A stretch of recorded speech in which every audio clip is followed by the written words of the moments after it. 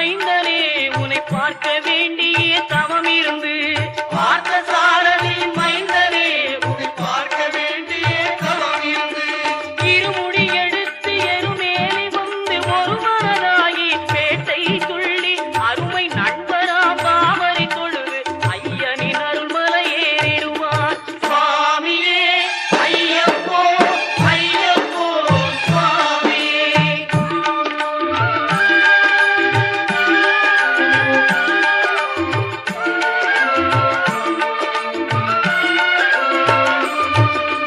அழுகை ஏற்றும் ஏறும் போது ஹரிகரன் மகன்